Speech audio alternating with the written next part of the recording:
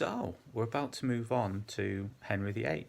But before we do move on to Henry VIII, what we're going to spend a few moments doing is just looking at the legacy of Henry VII. So, Henry VIII becomes king in 1509 when Henry VII dies. Henry VII became king in 1485 in very different circumstances. Henry VIII had the crown handed to him by his father. Henry VII won the crown in battle at Bosworth Field. So whereas Henry has the security of being crowned as the heir to his father, that is something, as we've looked at, Henry VII didn't really have. And Henry VII's reign is really all about security and the quest for security. So what did Henry VII inherit? He inherited a crown which was ravaged by 30 years of civil conflict.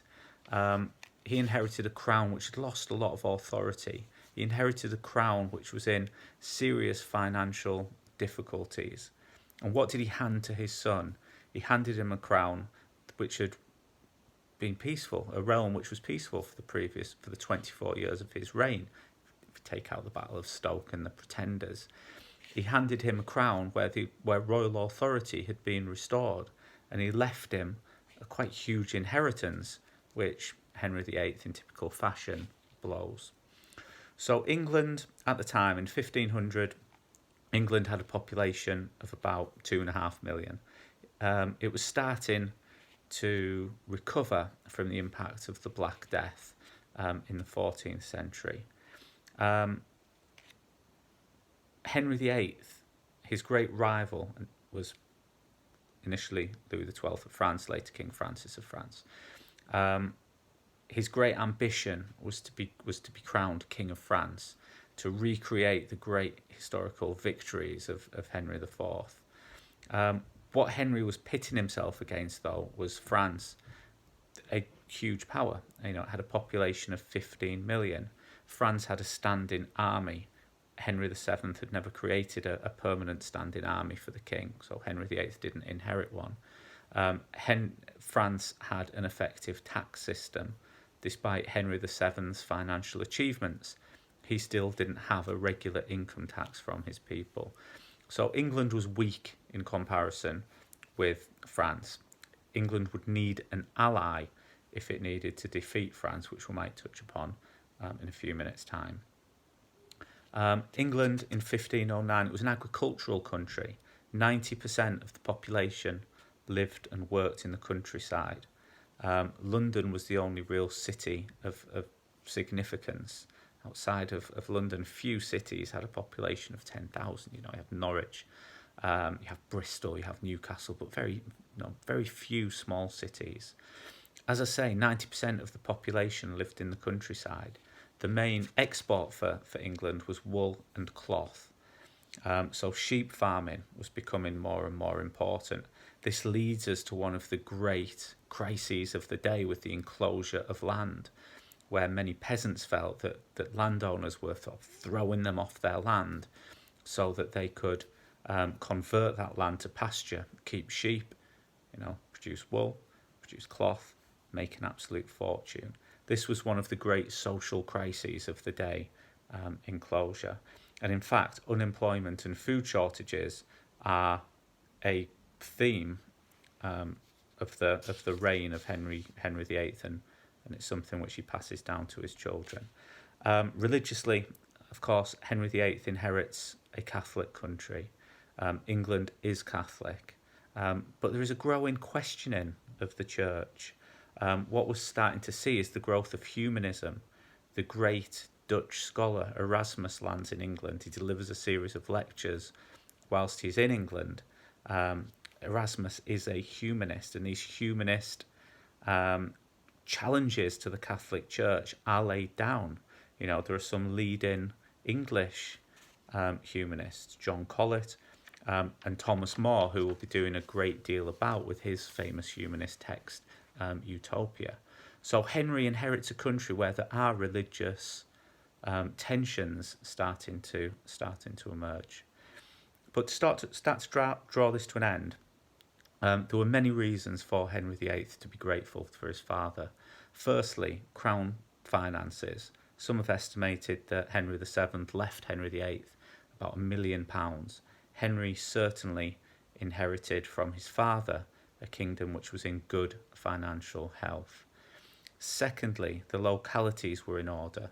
Henry VII's reforms of local justice, with, in particular, the justices of the peace, had created law and order in the regions.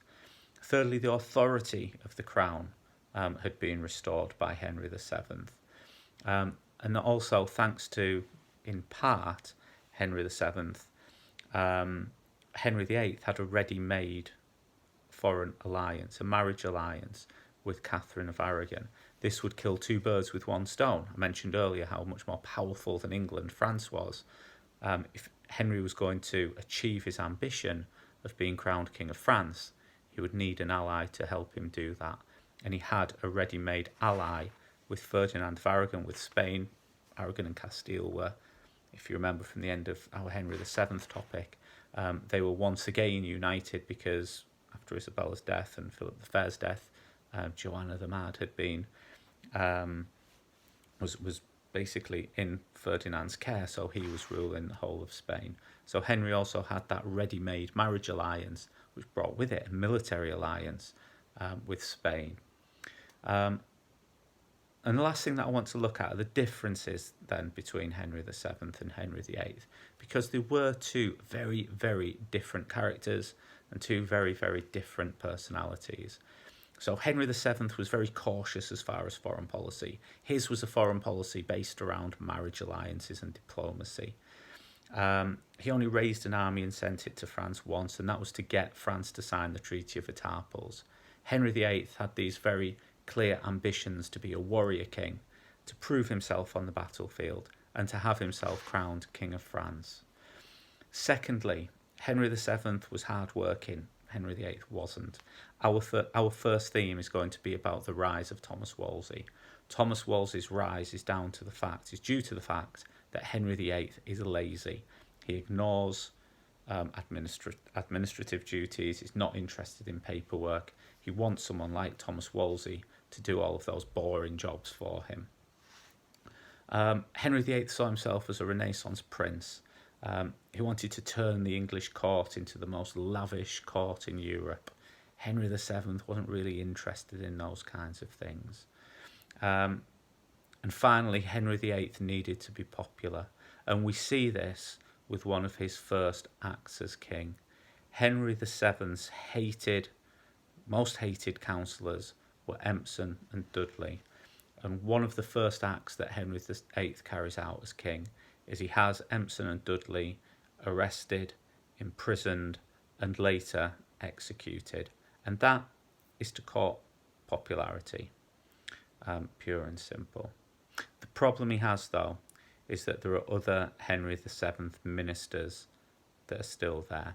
In particular, there is Archbishop Warham and there is the Lord Privy Seal, Richard Fox, and they frustrate and they oppose his ambitions of becoming a warrior king and going to war with France. And that is one of the reasons, possibly the key reason, why Thomas Wolsey rises to prominence. Because what Thomas Wolsey does is he promises and he successfully frees Henry VIII from the restraints of his father's old advisors in Archbishop Warham and Richard Fox.